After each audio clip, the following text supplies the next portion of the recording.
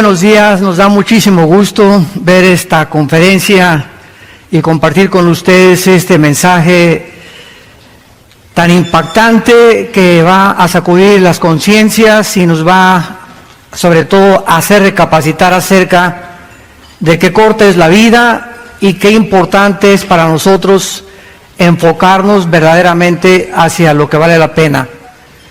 Porque si tú me preguntas cuál es el tesoro más grande que Dios nos ha dado, es la familia.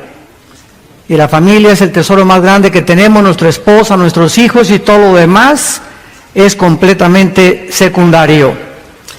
En esta semana, el presidente de Estados Unidos, Donald Trump, hizo un anuncio que ha puesto y ha sacudido la mayor parte de las naciones, principalmente a más de 22 millones de árabes, al declarar que Jerusalén es la capital del Estado de Israel y que la embajada que se encuentra actualmente en Tel Aviv, como las embajadas de más de 86 naciones que en 1986 fueron sacadas de Jerusalén, va a volver otra vez a establecerse en la ciudad de Jerusalén. La ciudad de Jerusalén es la ciudad más conquistada de la historia y es la raíz de tres de las más grandes religiones del mundo entero, que es el judaísmo, el cristianismo y el islam. El islam reclama Jerusalén como su capital. Mahmoud Abbas, el presidente de Hamas y de la Franja Palestina, acaba de declarar. Vamos a pedir silencio con los celulares.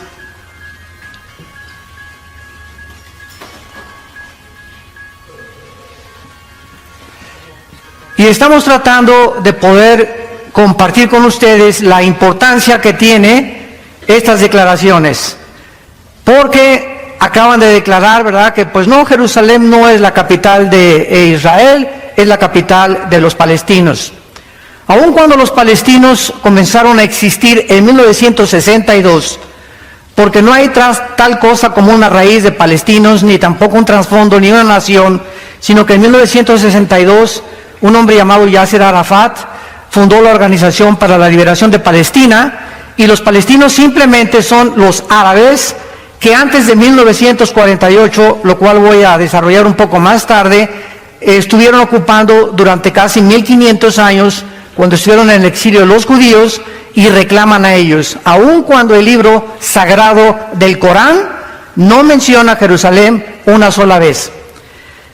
¿Cuál es el problema que nos encontramos actualmente? El mundo va a estallar una guerra tremenda, de acuerdo al libro que tengo en mis manos, que se llama la Biblia. Este libro contiene los registros más antiguos de física, de genética, de química, de biología, de arqueología, de antropología, de literatura, de poesía y de cualquier disciplina académica que tú me quieras mencionar. Durante estos 40 años que tenemos compartiendo este mensaje, en septiembre de este año cumplimos 40 años de levantar este libro a las naciones, no he encontrado a una sola persona en la mayor parte de las naciones donde hemos dado estas conferencias que se atreva a decirme qué libro es más importante y más grande que la Biblia. Haz esta pregunta a físicos, astrofísicos, ateos, agnósticos, políticos, deportistas, artistas, y la persona que se atreva a decir que hay un libro mejor que la Biblia no sabe lo que está diciendo, o ignora profundamente el contenido de este compendio de 66 libros que nos dan realmente las respuestas que nunca la ciencia nos va a responder. ¿De dónde venimos? ¿Quiénes somos? ¿Y hacia dónde nos dirigimos? La ciencia no puede decirnos de dónde venimos, porque para que sea científico tiene que ser repetitivo. Entonces la ciencia especula, teoriza, tienen hipótesis, como la teoría del Big Bang, pues parece que fue un accidente, y el colmo es, ¿verdad?, asegurar y repetir la mentira de hace más de un siglo, que venimos de Chita, que somos la selección natural de los animales o especies más evolucionadas, cuando no existe, damas y caballeros, señores maestros de la escuela, una sola evidencia científica de una mutación a otra mutación. ¿Pero por qué se enseña esto? Simplemente porque no hay manera de descubrir de dónde venimos, ni cuál es el origen del universo, ni cuál es el destino del ser humano, porque somos hombres imperfectos, somos una raza caída.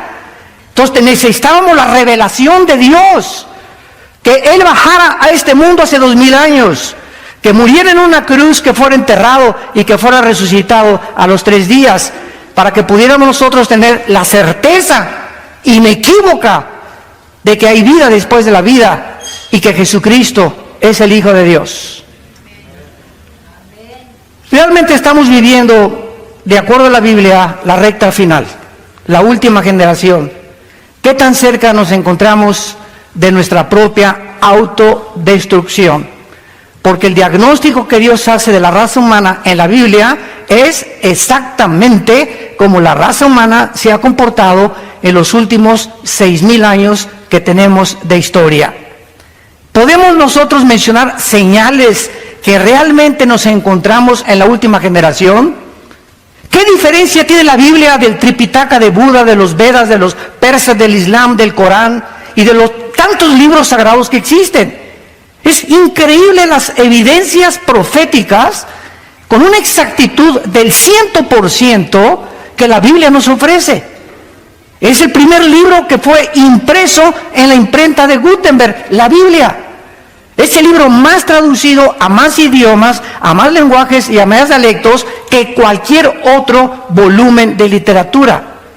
Y es el libro que nos ofrece realmente la esperanza que nosotros tenemos y que tú puedes tener esta mañana, que si tú mueres algún día, tú puedes volver a vivir eternamente con el Hijo de Dios.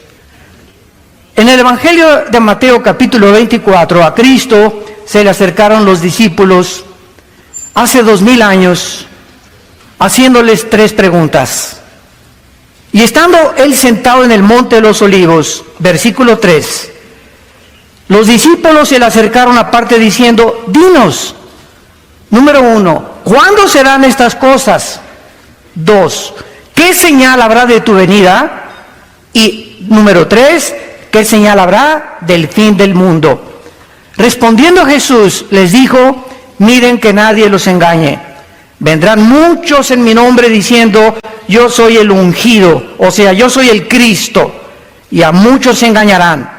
Y oirán de guerras y rumores de guerras. Miren que no se turben, porque es necesario que todo esto acontezca, pero aún no es el fin.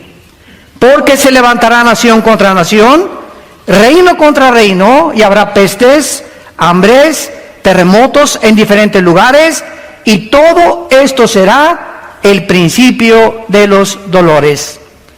Cuando Jesús menciona que una de las señales del mundo era cuando las naciones del mundo se enfrascaran o se involucraran en una guerra mundial, durante toda la época del ser humano, de acuerdo al Instituto para la Investigación de la Paz en Suecia, Estocolmo, en los 6000 años de historia que tenemos, damas y caballeros, solamente hemos visto 25 años de paz. 25 años de paz, de acuerdo al Instituto para la Investigación de la Paz, en Estocolmo, Suecia, que el ser humano ha vivido en paz. Toda la historia del ser humano son guerras. Desde que Caín asesina a su hermano Abel con una mandíbula de un burro. Desde entonces el ser humano es un ser humano contra el otro, blancos contra amarillos, negros contra blancos, católicos contra protestantes, etcétera, etcétera. Es una guerra étnica, un racismo entre nosotros impresionante por la maldad que existe dentro del corazón y el egoísmo de hacernos creer que somos superiores a los demás. Esto es importante porque fue hasta 1914, cuando por primera vez, aun cuando siempre ha habido guerras, hasta el siglo XX, en 1914, se enfrascan nación contra nación y tenemos 4 años de la Primera Guerra Mundial. 1917, Nikolai Lenin comienza a hacer la revolución bolchevique comunista, entramos 20 años casi después a la Segunda Guerra Mundial y podríamos decir que a partir del siglo XX, de la Primera Guerra Mundial, la raza humana o la historia humana ha entrado en la recta final que terminará antes de que este siglo culmine. Esto es importante porque al mismo tiempo que en el siglo XX fueron 2 guerras mundiales, el siglo XX es el siglo donde más conocimiento el ser humano ha obtenido, lo cual se profetizó hace 2500 años en un libro del profeta hebreo que se llama Daniel. Hace 2500 años, en el capítulo 12 de este profeta hebreo, en el versículo 4, escuchen lo que él recibió como revelación. Y le dijo así un ángel de Dios: Daniel, cierra las palabras y sella el libro hasta el tiempo del fin. Muchos correrán de aquí para allá y el conocimiento se aumentará. Veamos nosotros a continuación, damas y caballeros, que de acuerdo a esta profecía, hace 2500 años se cerró o se le puso un candado y el ángel le dijo a Daniel: Daniel, la revelación que te estoy dando van a pasar 2600 años aproximadamente, y hasta el tiempo del fin la humanidad va a comprender lo que te acabo de revelar hace 2600 años. Veamos a continuación que desde Adán y Eva, damas y caballeros, saltamos del burro al motor de gasolina hasta el siglo XX. Lo que no se descubrió en casi 5500 años o más, se descubrió en menos de 50 años. 1892, los hermanos Dugea manejan el motor de gasolina. En 1905, Henry Ford, en un carro modelo T, comienza a circular a 25 kilómetros por hora. 1903, los hermanos Wheelwright, norteamericanos, hacen la primera tentativa de volar. 1929, Alejandro Fleming descubre la penicilina. 1945, el doctor Oppenheimer y Enrico Fermi, italianos y alemanes respectivamente, se unen para desarrollar el proyecto Manhattan, para comenzar a bombardear el uranio 235 y fisionarlo y producir la primera fisión nuclear de la historia, fabricando las primeras bombas atómicas. 1954 es botado el primer submarino de energía nuclear en Estados Unidos. 1957 se lanza el primer satélite por Rusia. 1973 es puesta en órbita la primera plataforma espacial. 1969 el hombre llega a la luna. 1975 se produce la primera PC. 1983 los primeros teléfonos celulares y 1991 se desarrolla la red de internet. Damas y caballeros, desde los 90 a nuestros días, ya qué cosa nos sorprende en la época cibernética en la que estamos nosotros viviendo. Escuchen esto: en el siglo XX se inventaron los focos, la aspirina, los plásticos, la insulina, la televisión, el radio, los trasplantes, el chip de silicio, el rayo láser, el refrigerador, el cine, la píldora anticonceptiva, la lavadora, los teléfonos celulares, el iPhone, el iPad, etcétera, etcétera. La pregunta es, ¿por qué fue hasta el siglo XX que el hombre alcanzó este desarrollo tecnológico y científico que durante los siglos anteriores jamás se había logrado? La respuesta es muy sencilla: para que Dios nos pudiera advertir que nos comencemos a preparar para su venida. Dice la Biblia en la primera carta a los tesalonicenses: porque no somos hijos de las tinieblas, somos hijos de la luz, y no somos de la noche ni de las tinieblas. No durmamos como los demás, sino velemos y seamos sobrios, porque no nos ha puesto Dios para la ira, ni para el juicio que viene sobre el mundo.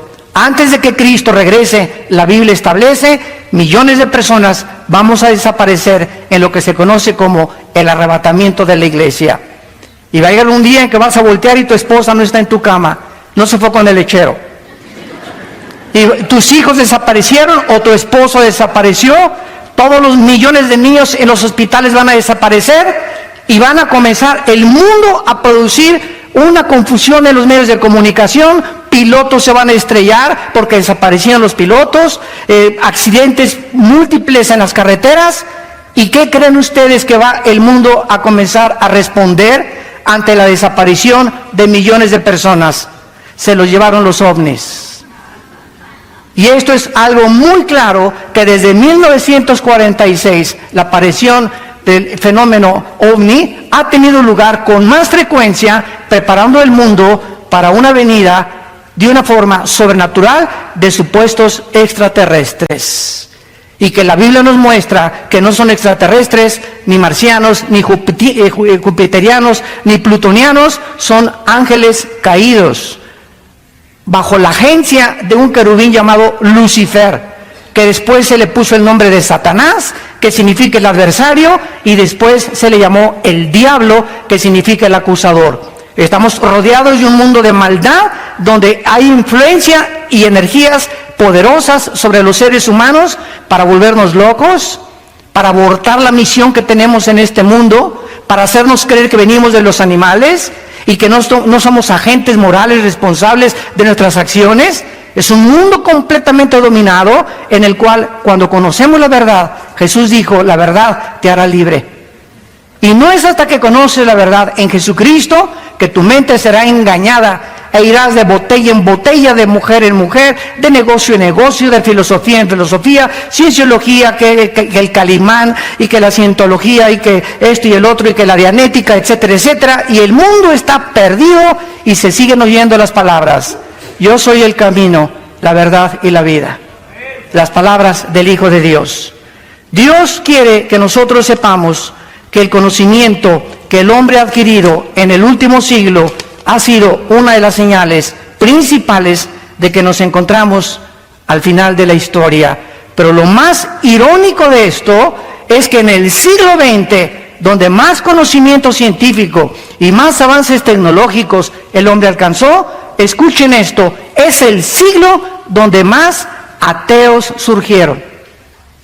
Antes del siglo XX, Blaise Pascal, astrofísico francés, cristiano; Isaac Newton, el que descubrió las leyes de la gravitación, cristiano; Einstein confesó que él creía en Dios; Louis Pasteur, Kepler y todos estos científicos, Galileo Galilei, que casi la Iglesia Católica lo crucifica por decir que el Sol no circulaba la Tierra, sino que es la Tierra la que circula alrededor del Sol, eran cristianos. ¿Qué pasó en el siglo XX? Que el conocimiento nos ensoberbeció. Sigmund Freud, ateo; Karl Marx, ateo; Charles Darwin renegó de su cristianismo; Friedrich Nietzsche, el padre del nazismo, del comunismo y del fascismo, ateo, el que proclamó que Dios está muerto; Jean-Paul Sartre, el padre del existencialismo, en 1990, que muere cuando escribe su libro El muro y la náusea, diciéndole a su hija: hija, he tratado de poder pelear contra un Dios que no existe, es incongruente mi filosofía, porque he descubierto que filosóficamente es insostenible mi ateísmo. Y así tenemos a Carlos Sagan, el astrofísico también ateo, que dijo, pues no hay nada en este mundo más que lo que podamos, el propósito que le podamos dar a nosotros.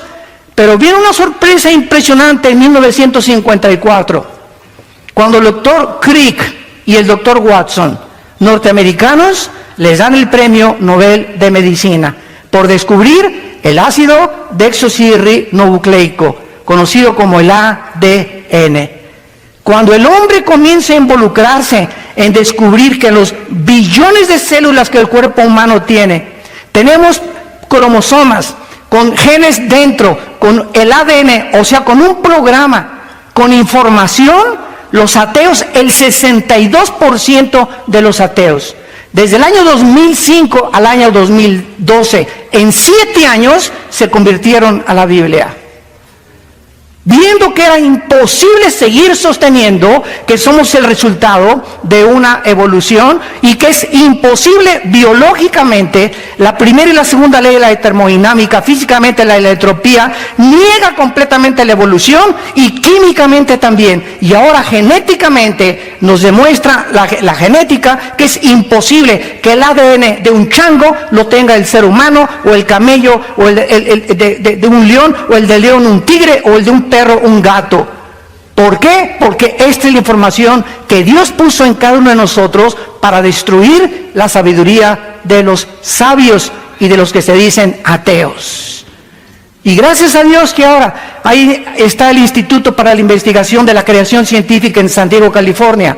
El instituto, apúntalo, para la investigación científica en San Diego, California, que alberga más de 1,600 científicos con doctorados que se convirtieron al cristianismo y que proclaman que la Biblia es la palabra de Dios y que los cielos pasarán y que jamás ninguna cosa que la Biblia se adelanta a la ciencia, ningún libro sagrado puede ni siquiera discutir con la Biblia.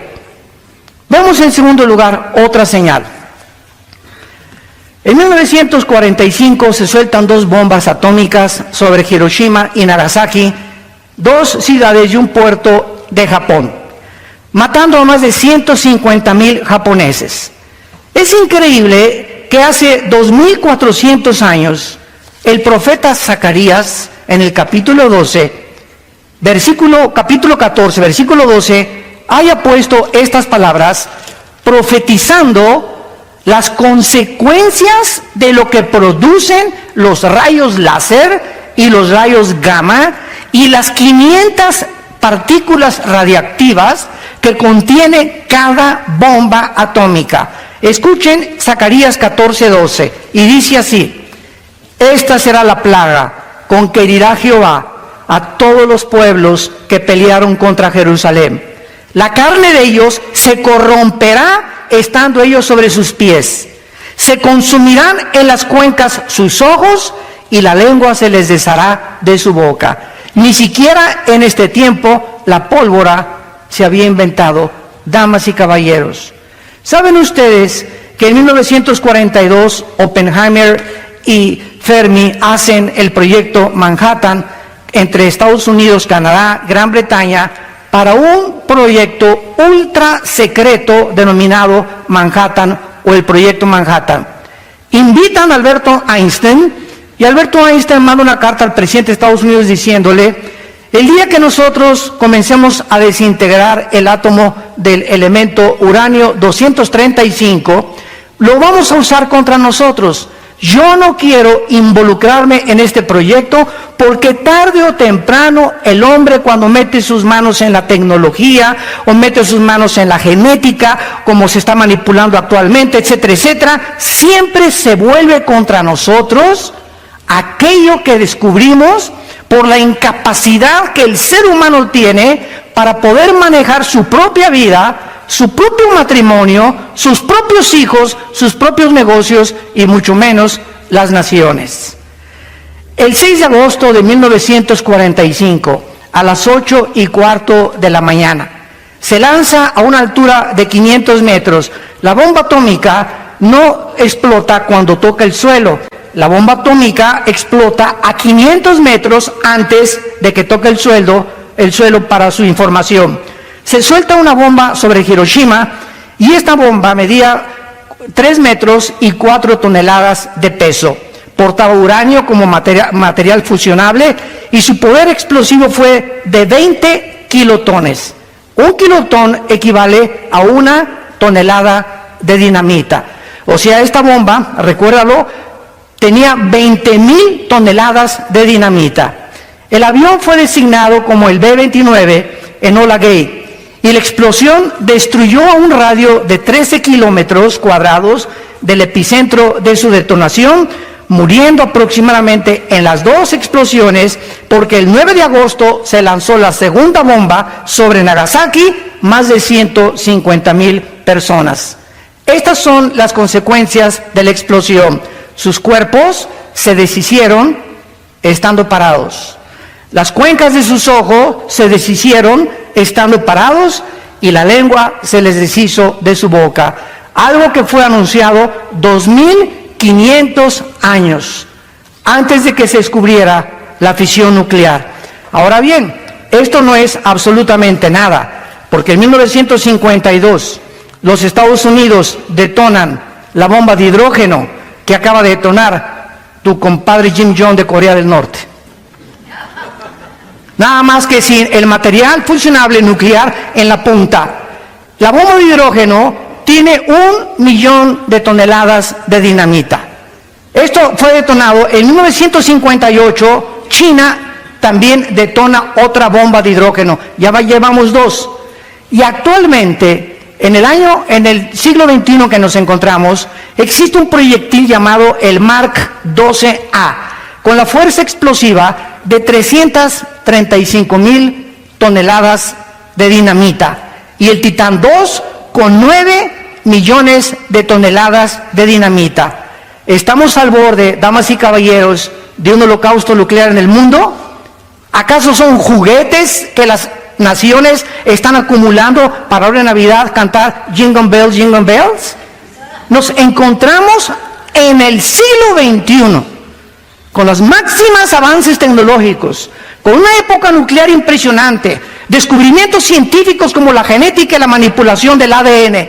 Nos encontramos al borde y a un punto de autodestruirnos. Es increíble la autodestrucción y el ego que gobierna al ser humano. Actualmente somos la primera generación en la historia con el suficiente potencial explosivo para poder volar al mundo en un minuto. Corea del Norte, Irán y Siria han amenazado al mundo con armas nucleares, que en cualquier momento solo necesitamos a un loco, a un paranoico, a un psicótico, a un sociópata, para que pueda él, con sus múltiples desórdenes de su personalidad, estallar una bomba sin importarle las consecuencias que van a haber en el mundo entero. Y es interesante que en el libro del Apocalipsis, en el 4º sello, en el capítulo 6, la Biblia profetiza que en esta explosión que puede haber próximamente, tal vez hoy en la noche, tal vez mañana, o tal vez el mes que entra, o tal vez en el año 2018, escuchen esto, el daño que va a causar. Esto fue escrito hace 2000 años por el apóstol Juan. Fue el último de los apóstoles de Cristo, murió de 95 años de edad, exiliado por el emperador Vespasiano en la isla de Patmos, que se encuentra junto al mar Egeo. Cuando ustedes vayan a Jerusalén o a Grecia, nunca se pierdan este viaje a la isla de Patmos. Ahí se encuentra la tumba donde murió el apóstol Juan y donde Dios le reveló el Apocalipsis, que significa descorrer el velo o correr la cortina, o Dios nos abre la ventana para que veamos el futuro de la humanidad. Y escuchen lo que dice Apocalipsis 6, versículo 8. Miré y un caballo amarillo, y el que lo montaba tenía por nombre Muerte, y el infierno le seguía, o el Hades. Y le fue dada potestad sobre la 4ª parte de la tierra, para matar con espada, con hambre, con muerte y con las fieras de la tierra. Damas y caballeros, ¿cuántos habitantes poblamos el mundo actualmente? Aproximadamente somos 7.5 billones de personas en el mundo, de acuerdo al último almanaque. Aquí estamos hablando que la 4ª parte de la humanidad va a morir. ¿Saben cuántas personas hay desde Alaska hasta la Patagonia en el continente americano? No pasamos de las 1.500 millones de personas. Entonces estamos hablando que cuando esta guerra estalle, es lo más seguro que el continente americano vamos a desaparecer con todo y Querétaro. ¿Por qué les digo esto? Porque en la Biblia no aparece Querétaro. En la Biblia no aparecen los Estados Unidos de Norteamérica. A pesar de que desde 1945 Estados Unidos de Norteamérica ha tenido la supremacía militar, política y económica del mundo, compitiendo en la Guerra Fría con la Unión de Repúblicas Socialistas Soviéticas del 52 al 90-91, Estados Unidos no aparece en la Biblia. Y lo más seguro es que, como en la Biblia aparecen las naciones que van a sobrevivir a la última guerra, son las naciones, la mayor parte de Europa, algunas de Asia y del Medio Oriente. El continente americano desaparece completamente. Así que, ¿verdad? Prepárate para encontrarte con tu Dios, y si es a través de una guerra nuclear, nosotros ya tenemos lista la maleta para irnos el día que sea. Dice la Biblia que ahora nosotros encontramos la tercera señal acerca de que nos encontramos en la recta final. Cuando el último zar de Rusia, Nicolás II, un misionero se acercó a él y le hizo esta pregunta, el zar: dime una prueba de que existe Dios. El misionero le dijo al último zar de Rusia, Nicolás II, Israel.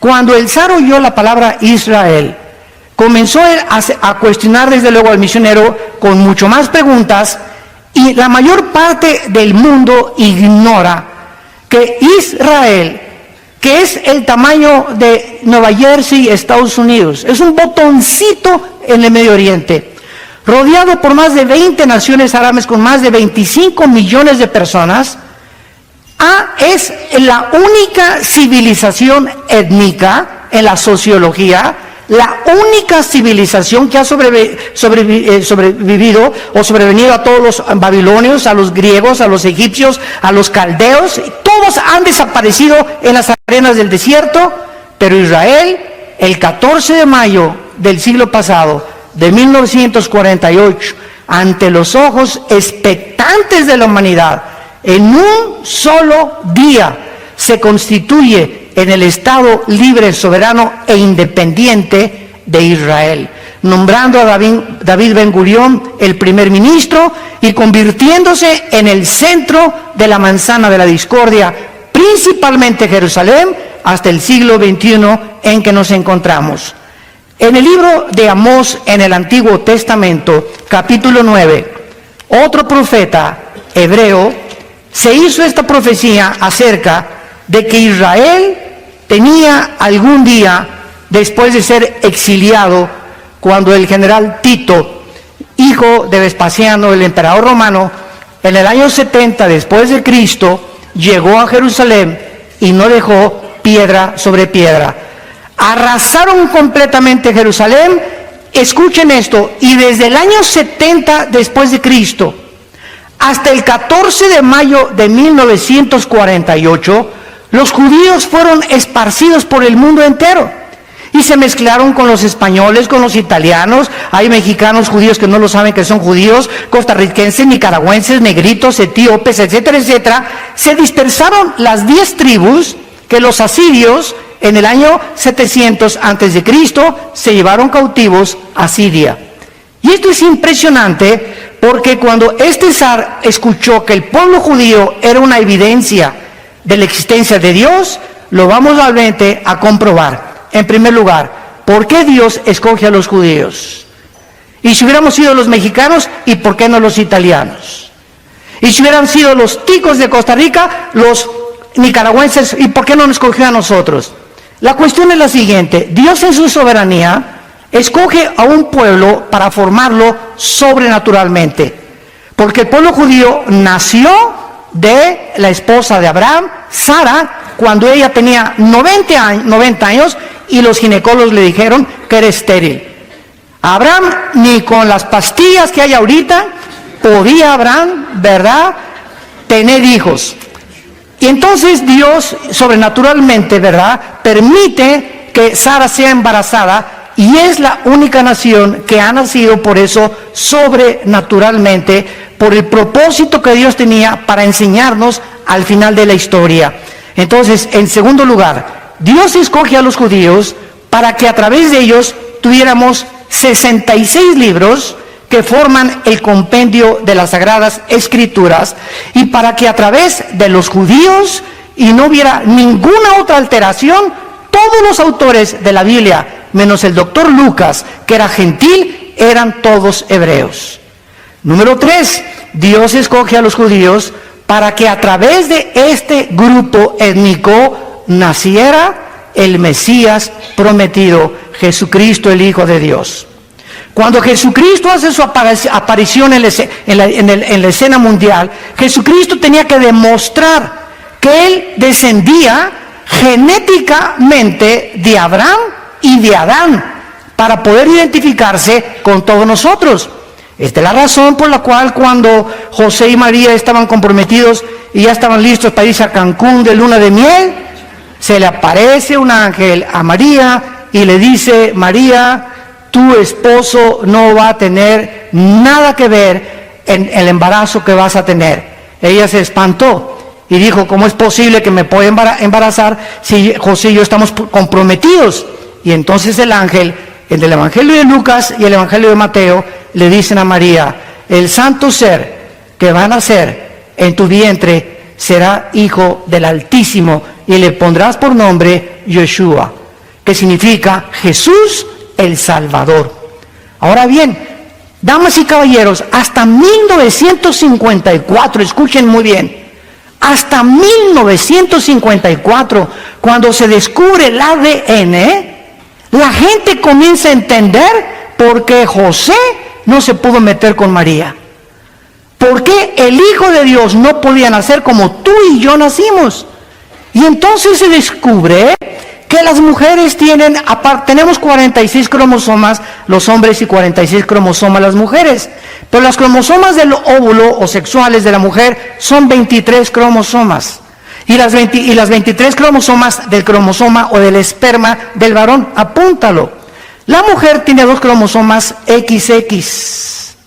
El hombre tiene cromosomas XY.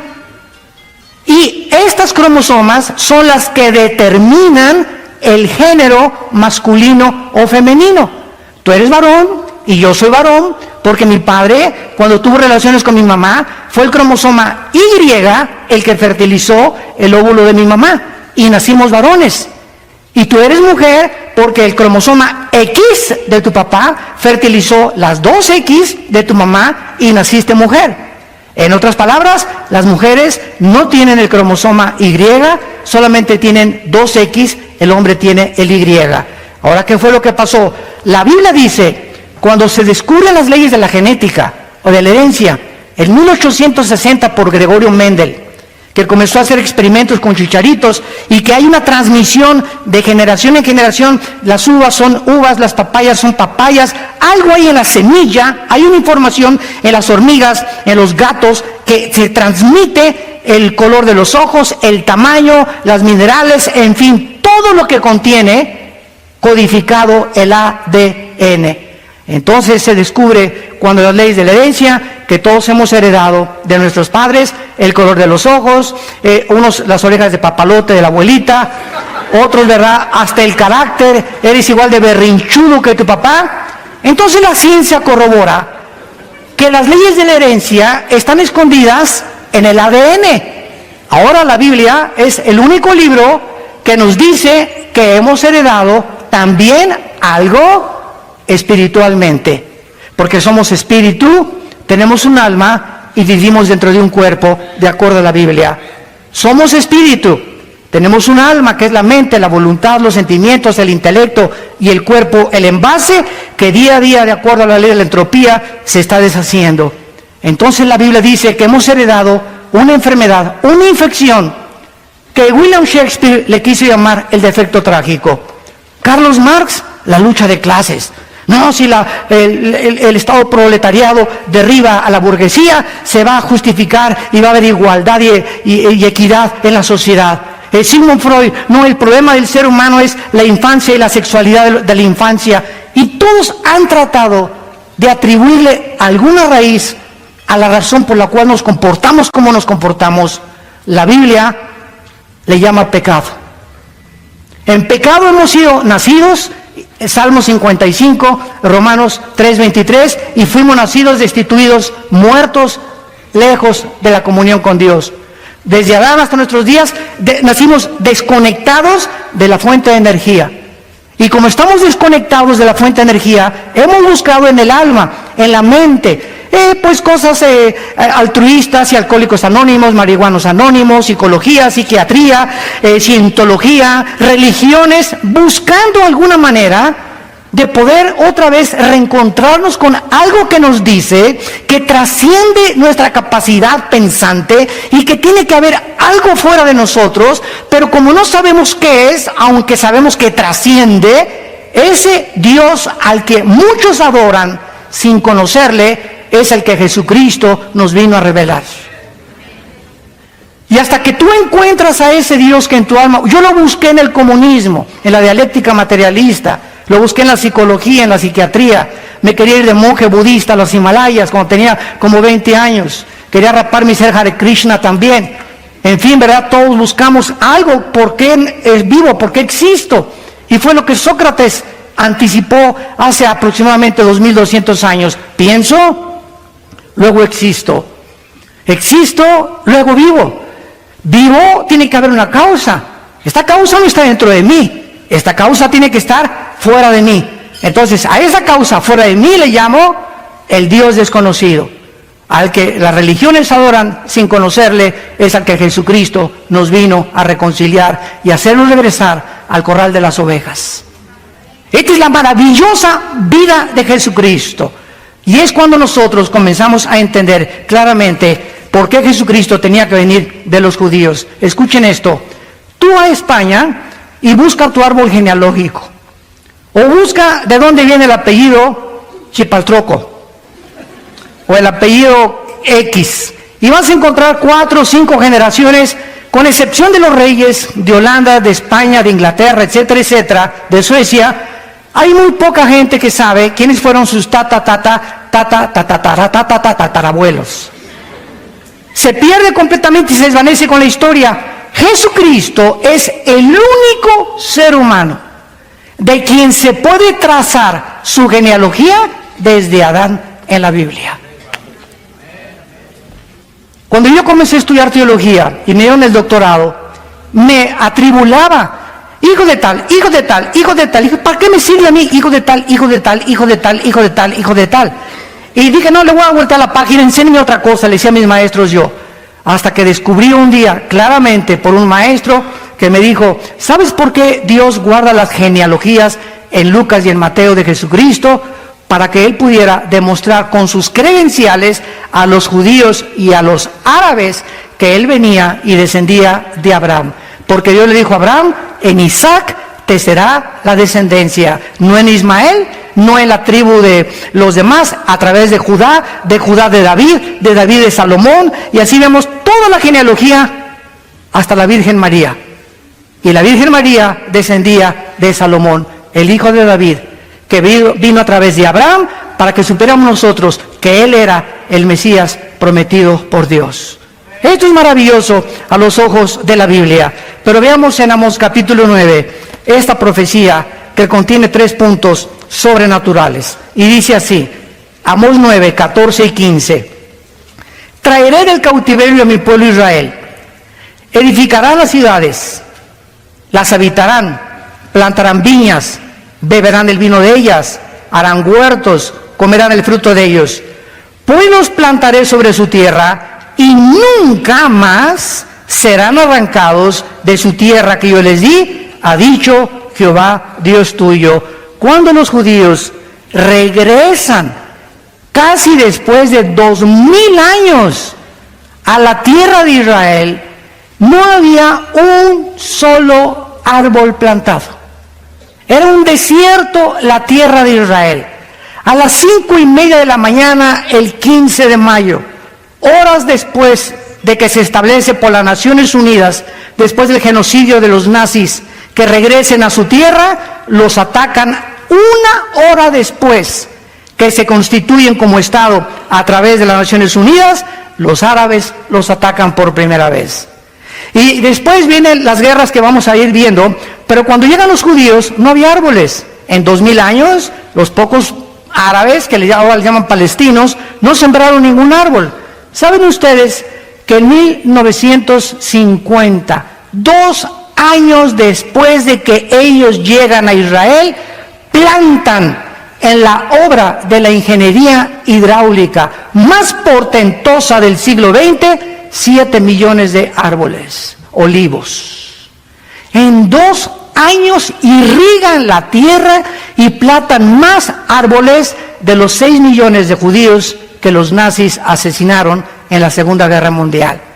Aquí lo dice claramente, traeré del cautiverio a mi pueblo Israel y habitarán las ciudades que yo les he dado.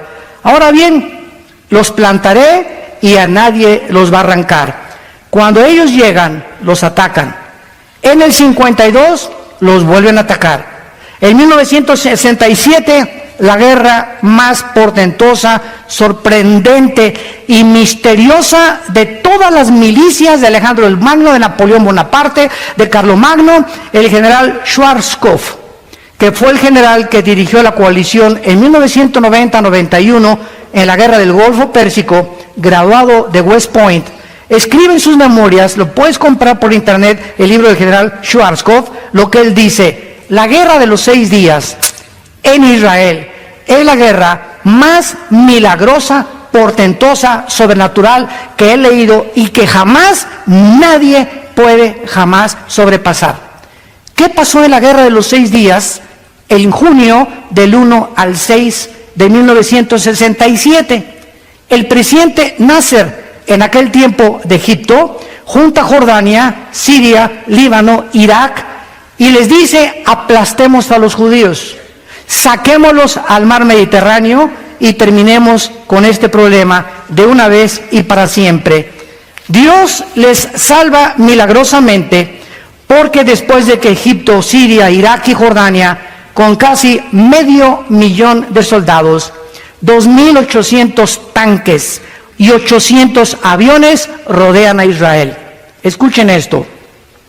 En la ley de las probabilidades, los que les gustan las matemáticas, si nosotros somos ahorita 800 personas en este salón y nos rodea un ejército de 20,000 soldados, vamos a poner 5,000 ametralladoras y nosotros tenemos 50 ametralladoras. En la ley de las probabilidades, ¿qué probabilidades tendríamos de salir vivos? Yo les voy a decir cuántas: 10 a la 12ª potencia. Infinito. Escuchen, son las mismas probabilidades que Israel tenía en 1967 para que salieran vivos. ¿Qué sucedió? El 2 de junio, un sargento iraquí se comunica con uno de Libia, de Líbano, y le comienza a transmitir un mensaje del ataque contra Israel.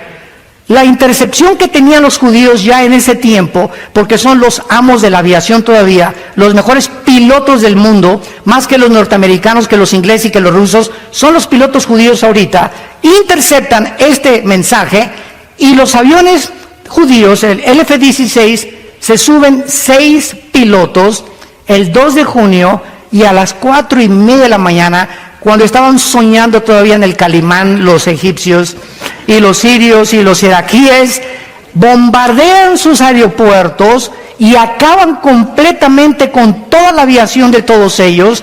El 4 de junio los judíos dominaban el aire, lanzan todos los tanques, y el 6 de junio se encontraban en la península del Sinaí, en las colinas del Golán, al norte del mar de Galilea, y habían reconquistado por primera vez Israel, Jerusalén, la parte occidental y la parte oriental.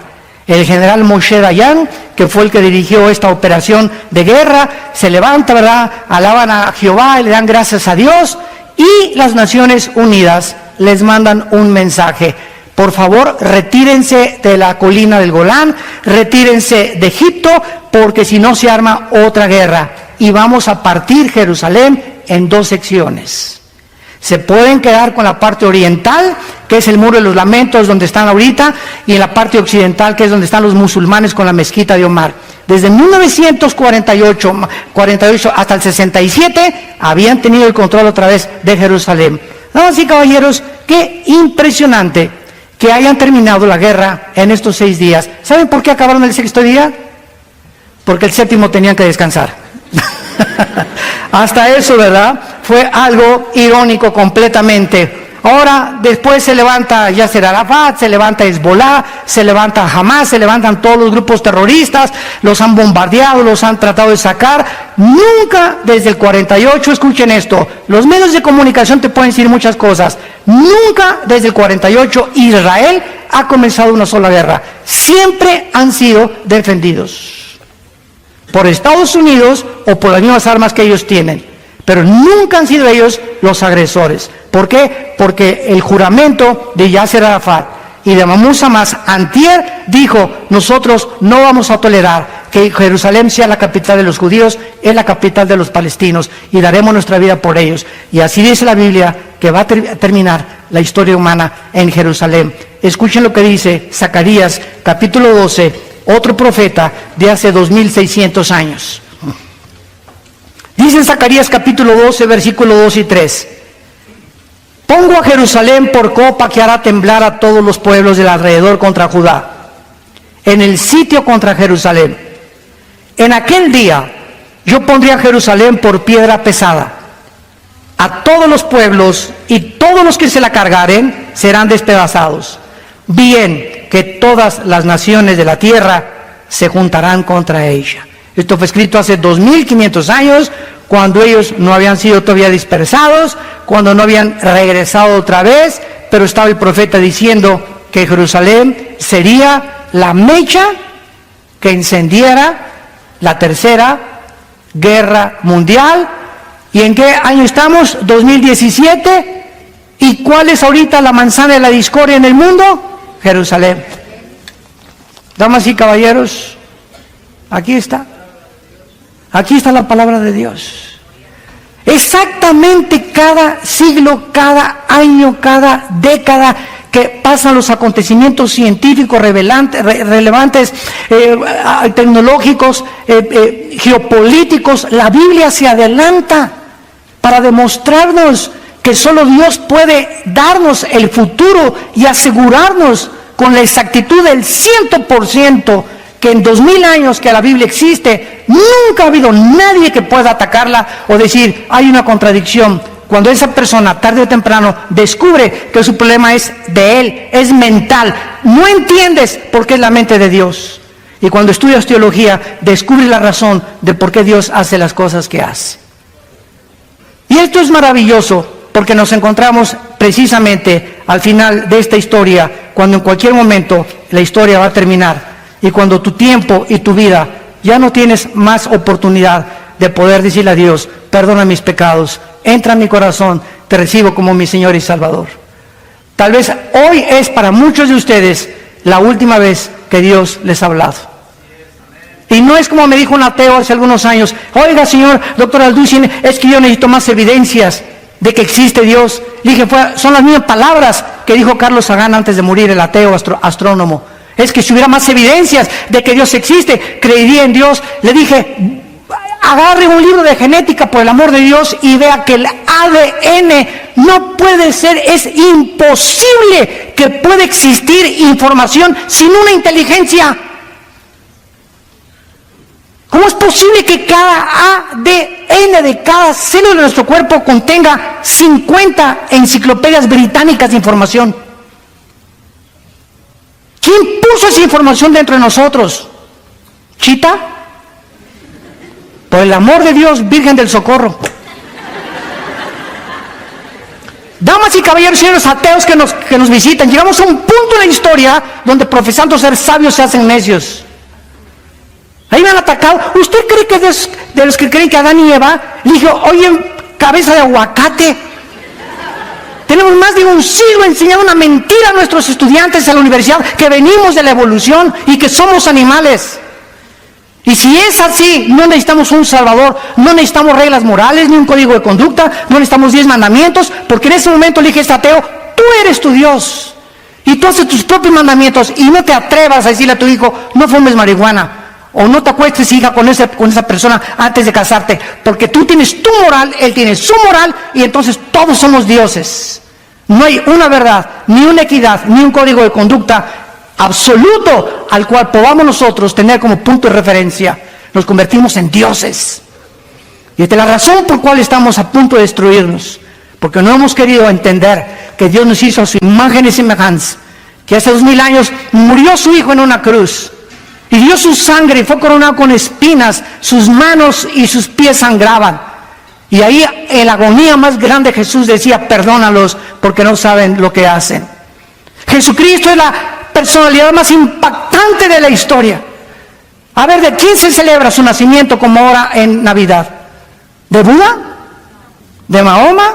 ¿De Hare Krishna? ¿De Mahatma Gandhi? ¿De Zoroastro? Dime tú, tu gallito giro, como dicen en Querétaro. ¿De qué otro hombre se paran todo y todo se convierte? Hasta los ateos no van a trabajar. O sabemos que no nació el 24 de diciembre, pero es como el Día del Padre que escogen cualquier día, el Día de la Madre, el día de etcétera, etcétera. Se escogió el 24 de diciembre. ¿Qué importa el día si no nace en tu corazón? Pero además de eso, ¿de qué otro hombre se celebra su muerte como en Semana Santa? ¿De tu tío? ¿De Nietzsche? ¿De Sartre? ¿De Bertrand Russell? ¿De Richard Dawkins? El ateo que está ahorita de moda, que escribió puras, yo le llamo marihuanadas. A ese grado hemos llegado en la humanidad de tontería. Tenemos más de un siglo creyendo, insistiendo que venimos de los animales, cuando no hay pruebas científicas, ni físicas, ni genéticas, ni biológicas de ello. Pero ¿por qué insistimos? Por el orgullo intelectual, la soberbia del hombre. Es la que te impide venir a la cruz, hincarte en esta mañana y darle tu vida al Salvador. Y los días los tenemos contados, damas y caballeros. Ya no podemos pasar ningún día más sin que entendamos que viene el día del juicio. El juicio viene, el juicio viene, el juicio viene. Prepárate para encontrarte con tu Dios. No quisieran muchos de ustedes en esta mañana venir a la cruz.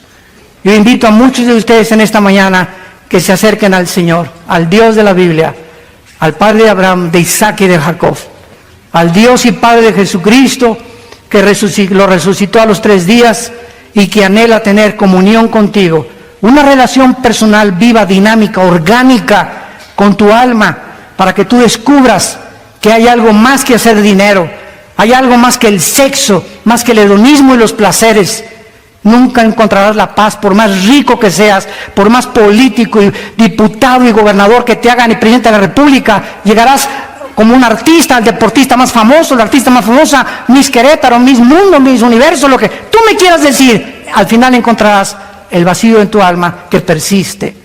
Como dijo Madonna hace 6 meses, tengo miedo de pasar los 55 años de edad y no tener la adrenalina de un público que me adore, porque se me va a acabar. Y así como se le acabó a Michael Jackson y Elvis Presley, a los políticos y deportistas, llega un momento en la vida en el que ya dices, ¿qué sigue? ¿Qué sigue? Porque fuimos creados con ese vacío que solo Cristo lo puede llenar. Y Él puede entrar a tu vida en esta mañana. Porque Él le has abierto la puerta al comunismo, a la dianética, a la cientología, al Himalaya, al ateísmo, al agnosticismo, al escepticismo. Ábrele la puerta a Jesús. No pierdes nada. Él viene para darte vida y vida en abundancia. Tú abre y dile, Señor Jesús, vamos a inclinar nuestra cabeza algunos instantes y ahí desde tu lugar dile estas palabras con todo tu corazón. Señor mío y Dios mío, reconozco que soy un pecador, una pecadora, y que no puedo hacer nada con mis pecados, porque yo no me puedo lavar a mí mismo, ni tengo el poder para cambiar de vivir. Creo que en esa cruz derramaste tu sangre preciosa hace 2000 años, y como creo que resucitaste de los muertos a los 3 días, te pido, Señor Jesús, que entres a mi corazón como mi Señor y mi Salvador. Te doy las gracias por haber pagado en mi lugar la cuenta pendiente de pecado que tenía contigo, y que nada ni nadie la podía borrar más que tu sangre preciosa. Gracias por entrar a mi vida. Quiero conocer la verdad, quiero ser libre, quiero morir en paz, sabiendo que si hoy mismo me llamas a casa, tengo la seguridad de irme contigo, no porque lo merezca, sino porque tú diste tu vida en mi lugar. Te doy gracias por el poder que ahora me das en el Espíritu Santo para comprender las cosas profundas de tu mente y entender que separado de ti nunca podré hacer nada. Te lo pido y te doy las gracias en el nombre de Jesucristo, tu Hijo amado. Amén. Gracias a Dios por este libro. Gracias a Dios por la Biblia. Gracias, Señor. Gracias, Padre, por este libro maravilloso. Gracias, Señor.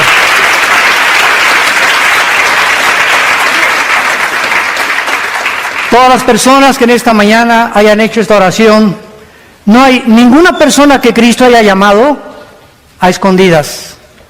Todas las personas que Jesús las llamó públicamente. Saqueo, el chaparrito, bájate del árbol y sígueme.